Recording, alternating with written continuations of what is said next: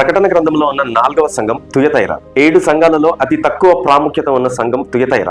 కానీ దేవుడు పొడవైన ఉత్తరం ఈ సంఘానికే రాశాడు. ఈ పట్టణంలో అతి ఎక్కువ వ్యాపార సంఘాలు ఉండేవి. ఊల్, లైనిన్, వస్త్రాలు, లెదర్, అద్దకం వేసేవారు, చర్మకారులు, కొమ్మరివారు, ఇలా రకరకాల వ్యాపారాలకి సంబంధించిన సంఘాలకి ఈ పట్టణం ప్రసిద్ధి చెందింది. వ్యాపారంలో ఏ పదవిని కలిగి ఉండాలన్నా ఈ సంఘాలలో సభ్యత్వం తప్పనిసరి. ఉలెన్ వ్యాపారం ఈ పట్టణంలో ప్రాముఖ్యంగా మనకి కనిపిస్తుంది. అపోస్తల కార్యంలో మనకి లుదియా అనే స్త్రీ కనిపిస్తుంది. ఆమె ఊదా రంగు వస్త్రాలు అమ్ముకునేది.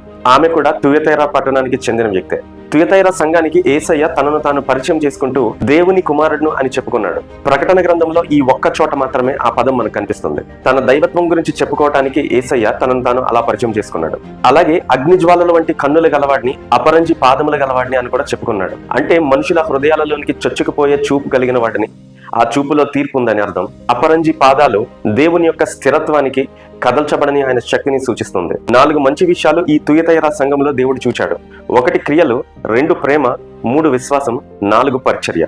అలాగే ఈ సంఘానికి ఉన్న విశేషం ఏంటంటే ఈ సంఘంలో మొదటి క్రియల కన్నా వారి యొక్క కడపటి క్రియలు ఎక్కువగా ఉన్నాయని దేవుడు అన్నాడు. తుయతైర సంఘానికి బయట నుంచి ఏ సమస్య లేదు, ఏ ఒత్తిడి లేదు, కానీ ఆ సంఘము లోపలే యెజబెలు అనే స్త్రీ ఉంది. ఆ స్త్రీని సంఘము ఉండనిస్తుంది అని దేవుడు చెప్తున్నాడు. అయితే యెజబెలు అనేది ఆమె నిజమైన పేరు కాకపోయి ఉండొచ్చు, కానీ పాత నిబంధనలో ఉన్న యెజబెలు యొక్క లక్షణాలు ఈమెలో కనిపించడం వల్ల ఈమెను యెజబెలుగా దేవుడు ప్రస్తావిస్తూ ఉండొచ్చు. ఈ స్త్రీ విగ్రహాలకు బలి ఇచ్చిన వాటిని తినమని, జారత్వం చేయమని దేవుని దాసులకు బోధిస్తుంది. ఈ స్త్రీకి మారు మనసు పొందడానికి దేవుడు సమయం ఇచ్చాడు, కానీ ఆమె మారు మనసు పొందలేదు కాబట్టి దానిని మంచం పట్టించి దానితో పాపం చేసిన వారందరికీ శ్రమ కలుగు చేస్తాను అని దేవుడు చెప్తున్నాడు.